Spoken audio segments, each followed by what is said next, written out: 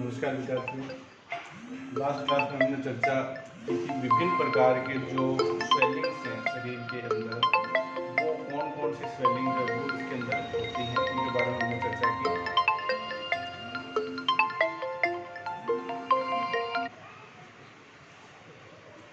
ये जो स्वेलिंग्स हैं, ये 5 प्रकार की जो मुख्य स्वेलिंग हो सकती हैं। एक तो हो सकता है एब्सेस हो सकता है,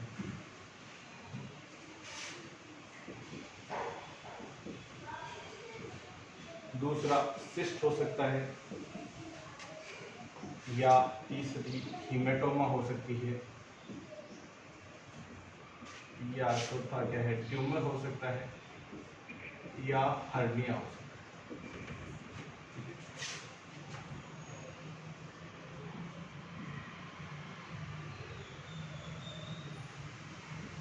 अब जैसे पशुपालक आपको रिपोर्ट करेगा, पशुपालक कहेगा आपको कि मेरे तो पशु के नीचे वाले भाग के अंदर सूजन आ रखी है, ठीक है, गांठ सी हो रखी है, इस प्रकार की वो आपको कंप्लेंट दर्ज करवाता है, ठीक है। तो उस स्थिति में आप देखते हैं इस भाग के अंदर जाके देखते हैं अम्बिलिकल वाले भाग के अंदर जो है काफ़ी सूजन हो रखी है, या वेंट्रल भाग के अंदर कहीं भी सूजन आ रखी है। अम्बिलिकस के अलावा मान लो किसी भाग के अंदर, वेंट्रल भाग के अंदर भी हो सकती है, अम्बिलिकस भाग के अंदर आ सकती है, वहाँ पे सूजन आई हुई। अब आपको ये डायग्नोस करना है कि वो सूजन कौन सी, इनमें से क्या स्ट्रक्चर हो सकती है, ठीक है। तो ये या तो एब्सेस हो सकती है, या सिस्ट, या हीमेटोमा, या ट्यूमर, या क्या हो सकता है हर्निया हो सकता है, ठीक है। तो एब्सेस को किस प्रकार से हम डायग्नोस करते हैं? एब्सेस को दो चीज़ें हमें करनी है। जब भी कोई स्वेलिंग होगी तो हमें एक तो पालपेट करना है उसको, हमें अपने अंगुलियों हाथों की सहायता से पालपेट करके उसको महसूस करके, और हमें इसको बताना है कि भाई ये कौन सी संरचना है। पालपेट करके देखने पे एब्सेस, पालपेशन के अंदर क्या महसूस होता है? एक तो जो एब्सेस होगा उसमें क्या होता है, जनरली क्या होता है, दर्द महसूस होता है, ठीक है। पेन होगा जब अर्ली, जब पाल्पेशन हम करते हैं, अर्ली एब्सेस की स्थिति होती है, तो उसके अंदर जो दर्द है वो महसूस इसके अंदर होता, ठीक है। उसके बाद में दूसरा हम उसको पालपेट करके उसको दबाते हैं, तब क्या होता है एब्सेस में, देखिए एब्सेस में इस प्रकार की संरचना होती है कि ये साइड के अंदर इसके किनारे जो हैं वो क्या होते हैं, एकदम ठोस होते हैं, और बीच में उसके टिप जो है वो थोड़ी सी उसकी सॉफ्ट फ्लैपी टिप होगी, ठीक है। साइड में तो वो क्या होता है, कठोर होता है, और बीच में ये क्या होता है, नरम होता है, ठीक है। जहाँ से वो फूटेगा वो भाग नरम होता है, बाकी साइड्स के अंदर वो क्या होती है, कठोरता होती है। और जैसे जैसे जैसे जैसे ये मैच्योर होता जाएगा वैसे वैसे ये कठोरता वाला भाग साइड में और दूर तक जाता जाता है, और नरम भाग जो है वो बढ़ता जाता है, ठीक है। तो ये पाल्पेशन के द्वारा आप इसको फील करके और ये महसूस करते हैं कि ये संरचना कौन सी है, एब्सेस है या अन्य संरचना है, ठीक है। एक तो आपको पाल्पेशन करना है। दूसरा, अब जैसे ये स्ट्रक्चर आपको पता लगे कि एब्सेस है, कुछ थोड़ा बहुत कंफ्यूजन होता है, तब हम उसमें क्या है, नीडल उसको घुसाने पे क्या चीज़ बाहर आती है, उस संरचना में हम क्या है, नीडल को पियर्स करते हैं, एक नीडल चुबा के देखते हैं तो उससे क्या संरचना बाहर आएगी। यदि एब्सेस है तो उसमें से क्या बाहर आएगा, एब्सेस के अंदर क्या है, पस की कैविटी है, पस भरा हुआ है गुहा के अंदर, तो क्या बाहर आएगा, सिंपल सी बात है, पस भरा हुआ तो पस ही बाहर आएगा, ठीक है। तो एब्सेस में ये आपको फील होता है, ये हमने वहां पे डायग्नोसिस के समय भी इसको पढ़ा। इसके बाद में सिस्ट, सिस्ट में आप दबा के देखते हैं तो ज्यादा दर्द किसी प्रकार का कोई महसूस नहीं होता है, ठीक है। और ये एक इंटैक्ट सी, कॉम्पैक्ट सी और फ्लक्चुएटिंग स्ट्रक्चर होती है। फ्लक्चुएटिंग, फ्लक्चुएटिंग का तात्पर्य क्या है, फ्लक्चुएटिंग का तात्पर्य ये है कि आप उसको इधर से थोड़ा सा दबाते हैं तो वो साइड में इधर खिसक जाएगी, इधर से दबाएंगे थोड़ा सा, इस प्रकार से वो पूरी की पूरी एक कॉम्पैक्ट संरचना इधर से उधर हिलती हुई सी फील हो, इस प्रकार से ये महसूस होती है। ठीक है, तो ये कॉम्पैक्ट सी एक फ्लक्चुएशन सा होता है। फ्लक्चुएशन का मतलब इधर से उधर हिलती हुई सी आपको महसूस होगी। इधर से दबाएंगे तो वो थोड़ी सी साइड में खिसक जाती है, इधर से दबाएंगे तो थोड़ी इधर साइड में से खिसक जाती है। ठीक है, तो ये एक फ्लक्चुएटिंग सी स्ट्रक्चर जो है वो फील होती है। इसके बाद में इसमें अगर नीडल चुभोते हैं तो नीडल चुभोने पे क्या फील होगा? नीडल चुभोने पे हमें इसमें से जो भरा हुआ फ्लूइड है और इसमें भूरा, पीला, काला इस रंग का फ्लूइड भरा रहता है, तो इसमें से पूरा जो भूरा या पीला या काले रंग का जो द्रव पदार्थ है वो द्रव इसमें से नीडल को पियर्स करने पे बाहर निकलता है। ठीक है, वो द्रव पदार्थ भूरा हो सकता है या पीला हो सकता है या काला हो सकता है। ठीक है, तो ये आपको सिस्ट के समय ये महसूस होता है कि आप फील करके उसको डिफरेंशियल डायग्नोस से कर सकते हैं। ठीक है, इसके बाद में हम देखें हीमेटोमा। हीमेटोमा क्या है? हीमेटोमा जो ऊपरी स्किन तो इंटैक्ट है लेकिन उसके नीचे के स्थित जो ऊतक है उनकी रक्त वाहिनियां फट चुकी हैं। उन रक्त वाहिनियों के फटने से वहां पे क्या हो गया है? ब्लड इकट्ठा हो गया। तो इसको छूने पर शुरुआत में तो क्या होता है? दर्द महसूस होता है शुरुआत में, लेकिन बाद में दर्द महसूस नहीं होता है। बाद में कोई ज्यादा दर्द महसूस नहीं होता जब क्लॉट बन जाएगा। शुरुआत में इसे दबाने पर ये एक फ्लैपी सी संरचना महसूस होती है, फ्लैपी स्ट्रक्चर। फ्लैपी का मतलब है ऐसे दबाने पे आपको दब जाएगी। ठीक है, बाद में ये क्या हो जाती है? थोड़ी हार्ड सी हो जाती है। ठीक है, और जो जिसमें से दबाने पर क्रीपिटस साउंड भी फील हो सकती है। क्रीपिटस साउंड, क्रीपिटस महसूस होता है। ठीक है, तो जैसे आप शुरुआत में दबाते हैं, शुरू में जब चोट लगी है तब आप उसको फील करेंगे, उसी समय फील करते हैं, तब तो क्या होता है कि आपको लगता है कि हाँ ये जो है थोड़ा सा पेन भी फील होता है, लेकिन बाद में वो पेन जो है वो फील होना बंद हो जाता है जैसे जैसे वो क्लॉट बनेगा। क्लॉट बनने शुरुआत में जब आप दबाओगे तब तो वो बिल्कुल ऐसी हार्ड थोड़ी सी संरचना होगी, ऐसी फ्लैपी सी संरचना होगी, एक समान सी संरचना होगी। लेकिन बाद में क्या होता है? उसको दबा के आप देखते हैं तो अंदर क्लॉट जो है वो उसको दबाने से कैसा फील होता है? जैसे गूंथा हुआ आटा होता है, उसको ऐसे दबाने से जो फील होता है उसी प्रकार से ये संरचना फील होती है। अंदर जो उसको दबाने से अंदर आपको क्रीपिटस सा फील ऐसे होता है। ठीक है, ज़्यादा साउंड तो नहीं आती लेकिन क्रीपिटस के समान आपको अंदर दबाने पर महसूस जो है वो होता। ठीक है, उसके बाद में उसके अंदर यदि नीडल हम चुभोते हैं, नीडल चुभाने पे उसमें से रक्त मिश्रित द्रव पदार्थ जो है वो बाहर निकलता है। उसमें से ब्लड मिक्स्ड जो फ्लूइड है, सीरम है, वो उसमें से पूज आउट होता है बाहर, उसमें से नीडल के चुभोने पे निकलता है। ठीक है, तो ये हीमेटोमा जो है उसको डायग्नोस करने का मेथड है, तरीका है जो हम पहले देख चुके हैं। इसके बाद में हम देखें ट्यूमर। ट्यूमर क्या होती है? एकदम सख्त कठोर संरचना होती है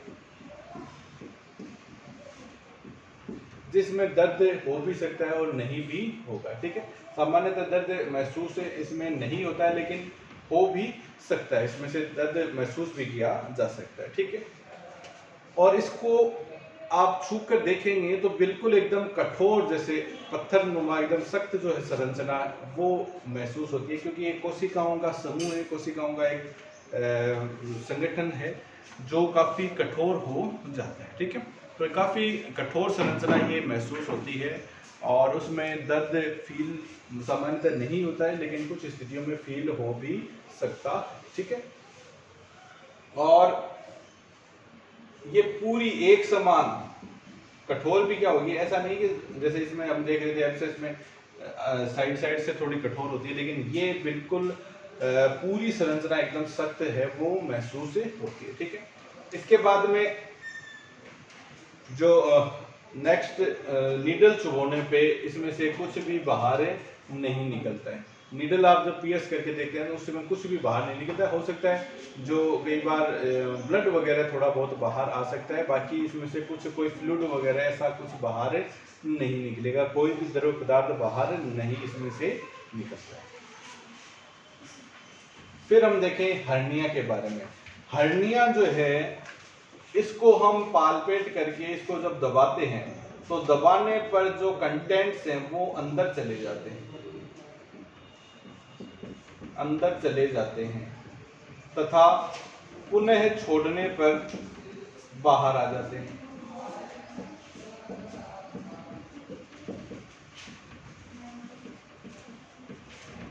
जैसे ही आप उनको दबाओगे तो वो अंदर चले जाते हैं, कंटेंट्स क्या चले जाते हैं अंदर, वापस सामान्य सी स्थिति सी दिखने लग जाती है दबाया और रखेंगे, और जैसे ही छोड़ेंगे वापस वो बाहर आ जाते हैं। तो ये स्थिति हर्निया के अंदर जो है फील हम पालपेट करके फील करते हैं।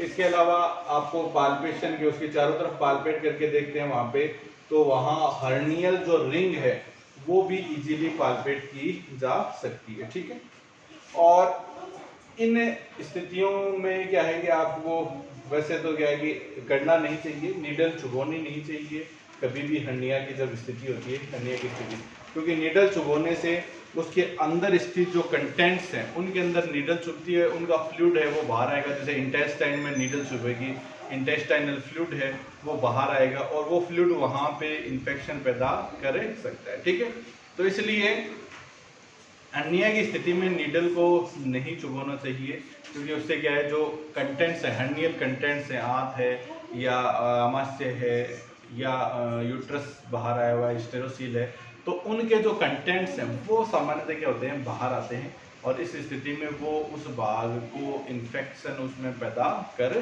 सकते हैं। ठीक है, तो ये विभिन्न जो स्वेलिंग्स हैं उनके अंदर हमने देखा कि क्या डिफरेंशियल डायग्नोस हम उसके अंदर कर सकते हैं। ठीक है,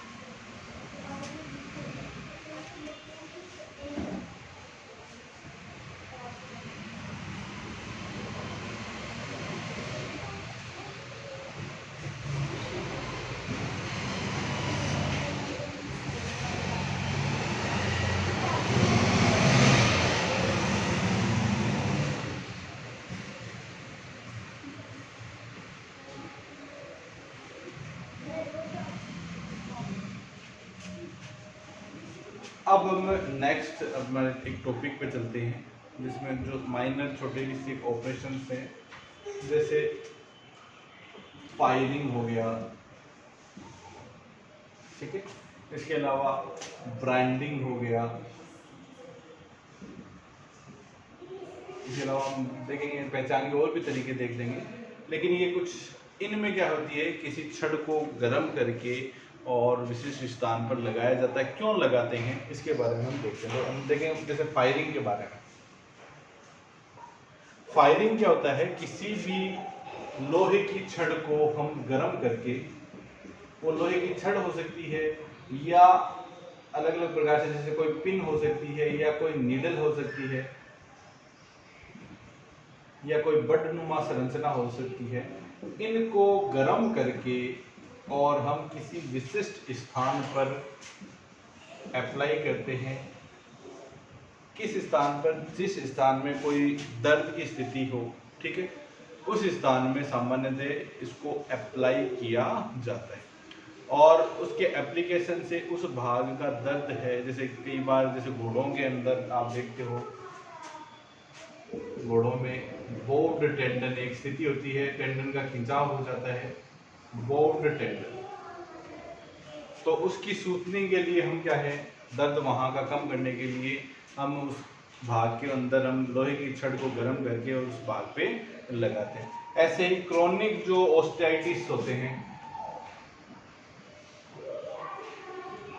ऑस्टियाइटिस यानी जो हड्डी के क्रोनिक जो इन्फेक्शन होते हैं जिनमें बोन की थोड़ी बहुत ग्रोथ है वहाँ पे स्टार्ट हो जाती है। घोड़ों के अंदर देखते हो आप, जैसे स्प्लिंट बोन है, स्प्लिंट बोन, तो उन स्थितियों में भी क्या होती है कि ये फायरिंग की जा सकती है और उसके द्वारा उस बोन की ग्रोथ को रोका जा सकता है, या हड्डियों का जो इन्फेक्शन है उसको रोका जा सकता है इस फायरिंग की प्रक्रिया के द्वारा। ठीक है, तो ये अलग अलग जिस प्रकार की जो आप स्थिति काम में ले रहे हो या जिस प्रकार से अप्लाई कर रहे हो उस प्रकार से फायरिंग जो है वो लीनियर हो सकती है, यानी बड़ी एक लाइन के रूप में लीनियर फायरिंग हो सकती है, या पेनिट्रेटिंग या बट फायरिंग हो सकती है,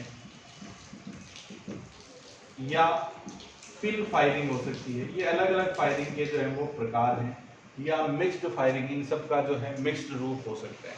बड फायरिंग जैसे हमने एक पढ़ा पीछे डी बडिंग पढ़ा था, तो उसमें क्या करते हैं हम लोहे की छड़ को गर्म करके और उस बड के चारों तरफ अप्लाई करते हैं और उस भाग को निकाल देते हैं, तो वो भी बड फायरिंग भी एक इस बड फायरिंग का ही प्रकार है। ठीक है, ऐसे किसी विशिष्ट स्थान पे आपको सिर्फ निडल सी की आपको उतने भाग के अंदर जैसे फायरिंग करनी है तो उसको पिन फायरिंग या नीडल फायरिंग कहते हैं, और या फिर गर्म छड़ को पूरा एक लंबाई के अंदर आपको अप्लाई करना है तो उसको हम क्या बोलते हैं, लीनियर फायरिंग कहते हैं। ठीक है, तो ये फायरिंग की एक स्थिति है। फायरिंग जो है वो विभिन्न पशुओं के अंदर विभिन्न कार्यों में प्रयुक्त की जा सकती है, जैसे हमने देखा है बर्ड फायरिंग है, ये आपको डीबडिंग की क्रिया में प्रयुक्त की जा सकती है। इसके अलावा किसी विशिष्ट भाग में जो क्रोनिक पेन हो रहा है, लंबे समय से दर्द हो रहा है, ऐसी स्थिति के अंदर भी हम फायरिंग जो है वो अप्लाई उसमें कर सकते हैं। ठीक है, तो जैसे घोड़ों में बॉब टेंडन है, ओस्टाइटिस है, इनकी प्रॉब्लम के अंदर, या स्प्लिंट बोन्स का बढ़ना है, ऐसी स्थिति में फायरिंग जो है वो अप्लाई की जाती है। ठीक है, तो इसके बाद में एक छोटा सा और टॉपिक जो है आपका, जिसका नाम है ब्रांडिंग। ब्रांडिंग क्या होती है? ब्रांडिंग का मतलब है दागना।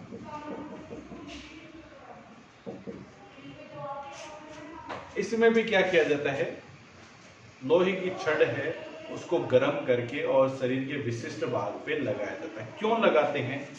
ये लगाते हैं पहचान के लिए। ये पहचान का एक तरीका है, पशुओं में पहचान का तरीका है। पशुओं में पहचान का ये एक तरीका है जिसमें गर्म करके छड़ को और एक विशिष्ट भाग पे लगाते हैं, और उस जो गर्म छड़ है उस छड़ के ऊपर किसी विशिष्ट अंक या कोई सिंबल ये उस पे अंकित होता है। जैसे कोई एक छड़ है,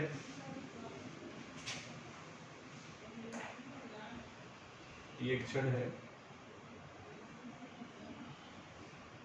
और इसके इस भाग के अंदर ये तो उसका पकड़ने के लिए लकड़ी का हत्था है, और इस भाग के ऊपर इस प्रकार से लोहे का ही बना हुआ इस प्रकार का एक नंबर रहता है, जैसे ये 3 नंबर है। ठीक है, इसी प्रकार से 1 2 3 ये नंबर जो है वो इस प्रकार से हो सकते हैं इसके।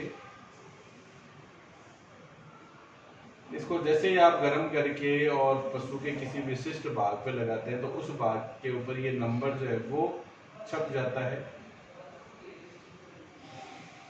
ठीक है, तो ये लोहे की गर्म छड़ को गर्म करके और हम विशिष्ट भाग में, जैसे हमने पिछले जो आपके फर्स्ट ईयर के अंदर ये LPM सब्जेक्ट जो आता है पशुधन उत्पादन एवं प्रबंधन, उसके अंतर्गत भी हमने ये जो पहचान के तरीके पढ़े थे, वहाँ पे भी ये पढ़ा था ब्रांडिंग। तो इसमें क्या है, विशिष्ट एक नंबर को जो लोहे की छड़ के साथ में जुड़ा हुआ रहता है उसको नंबर या वो कोई भी सिंबल हो सकता है या आपके कोई नाम हो सकते हैं, उनको गर्म करके और जब तक वो बिल्कुल सुर्ख लाल ना हो जाएं तब तक उनको गर्म करके और किसी एक विशिष्ट भाग पर, पशु के एक विशिष्ट भाग पर उस गर्म छड़ को लगा दिया जाता है। ठीक है, उससे क्या होगा, उस भाग की स्किन एपिडर्मिस ये जल जाती है, तो उस भाग के अंदर बाल वगैरह नहीं आएंगे, बाकी शरीर के बाकी भाग पर बाल होंगे, तो वो एक जला हुआ सा निशान जो है वो एक नंबर के रूप में आप उसकी उम्र भर उसके शरीर के ऊपर बना हुआ रहता है, और वो नंबर के द्वारा उसकी पहचान की जा सकती है कि भाई 1 नंबर की गाय ये है, 2 नंबर की ये है, 3 की ये है, नंबर की गाय ये है। तो इस प्रकार से हम ये पहचान के लिए एक तरीका अपनाते हैं ब्रांडिंग, ठीक है। अब ये ब्रांडिंग के लिए जो उपयुक्त स्थान है वो कौन सा होता है? तो ये जो है जांग वाला जो भाग है, ठीक है, ये पुट वाला हम भाग कह सकते हैं, इस भाग के अंदर ये लगाया जाता है, या तो यहाँ पे पुट्ठे के ऊपर, या इस जांग वाले इस भाग के ऊपर, या यहाँ पे वक्स भाग के ऊपर, या तो जांग पे लगाते हैं या वक्स भाग के ऊपर।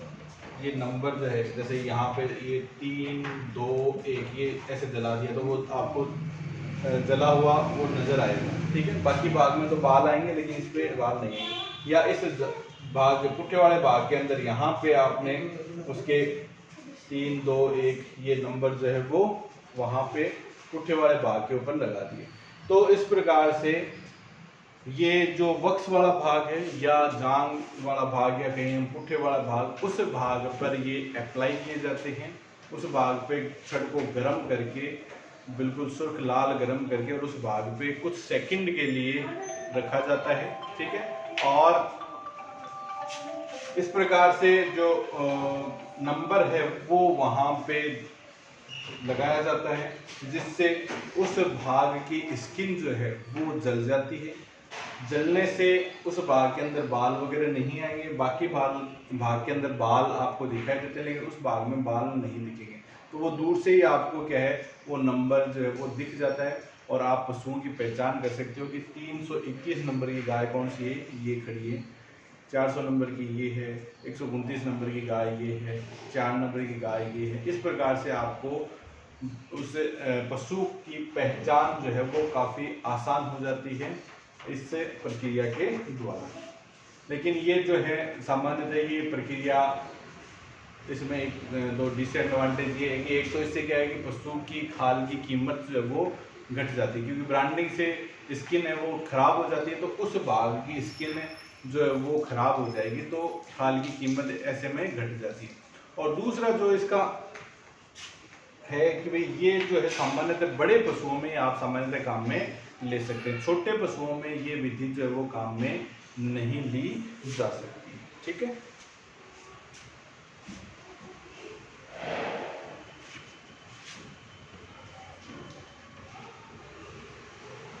ऐसे एक छोटा सा और जिसमें भी जो पशु के शरीर के ऊपर ही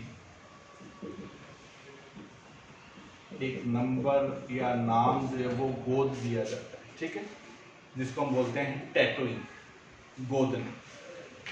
इसमें क्या कहते हैं, एक विशिष्ट नंबर या नाम या कोई भी लेटर उसके शरीर पर गोद दिया जाता है। अब ये शरीर के किस भाग में ये हम करते हैं, ये आपको ध्यान रखना है। ये है कान पर, और कान पर भी कहाँ, कान की आंतरिक सतह।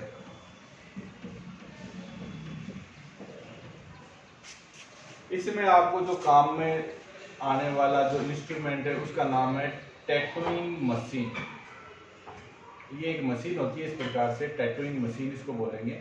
इसके इस भाग के ऊपरी सतह के ऊपर अगर अपन देखें तो यहाँ पे ऐसे घुमाने वाले वो नंबर से होते हैं, और वो नंबरों पे भी ऐसे सुई नुमा तीखे होते हैं वो इस प्रकार से। जैसे ये हो गया 1 2, ये अलग अलग इस प्रकार से ये नंबर जो है वो अब इस भाग के ऊपर रहेंगे, ये यहाँ पे इस भाग के अंदर, ठीक है। अब क्या किया जाता है, जो पशु के कान की आंतरिक सतह है उसको स्प्रिट की सहायता से हम साफ कर लेते हैं, और पशु को अच्छे से काबू में करके, और इन रुधिर वाहिनियों को बचाते हुए जो सही भाग है, जैसे इस भाग के अंदर हम उस टैटूइंग जो मशीन है उससे उसको प्रेस करते हैं। प्रेस करने से इस भाग के अंदर भी वो नंबर जो है वो छप जाते हैं, जैसे 3 2 1, ये नंबर जो है वो छप गया। अब यहाँ पे हम क्या है, ये खड्डा सा हो गया, उसके अंदर टैटूइंग इंक हम लगा देते हैं।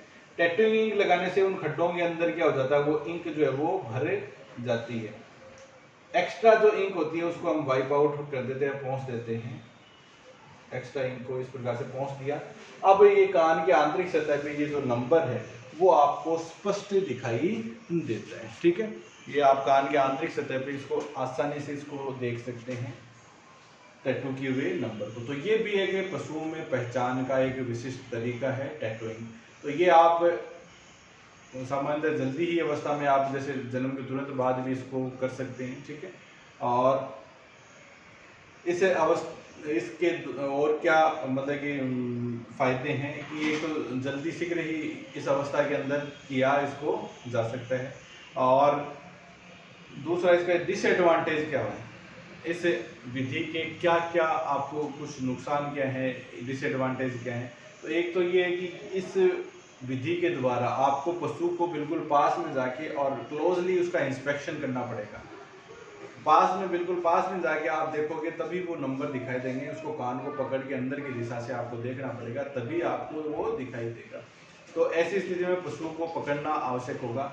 दूसरा, ये जो इंक है वो भी क्या है, गहरे रंग की होती है। तो जो गहरे रंग के पशु होते हैं, जैसे ब्लैक कलर के जो पशु होंगे, उनमें ये इंक जो है वो स्पष्ट दिखाई नहीं देती। हालांकि उनमें भी आंतरिक सतह क्या होती है, सामान्यतः पिंकिश होती है कान की आंतरिक सतह, लेकिन गहरे होने की वजह से ये कलर इजीली आसानी से आपको दिखाई नहीं देते हैं। ठीक है, तो इस प्रकार से ये मुख्य इसके डिसएडवांटेज हैं, कुछ इसकी जो कमियां हैं कि भाई एक तो गहरे रंग के पशुओं में इसको नहीं काम में लिया जा सकता, और दूसरा ये है कि इसके लिए आपको क्या बिल्कुल क्लोज जाके आपको देखना पड़ता है। ठीक है, इसके अतिरिक्त तो और जो हमने पहचान के तरीके हैं, जैसे टैगिंग है, टैग लगा दिया जाता है प्लास्टिक का या एल्यूमिनियम का बना हुआ टैग जो कान में लगा दिया जाता है। आजकल प्लास्टिक के टैग काफ़ी प्रचलन में है, तो वो टैग लगा दिया जाता है। उसमें जैसे इस प्रकार से हल्के कलर के ऊपर डार्क कलर से नंबर लिख दिए जाते हैं, जैसे येलो,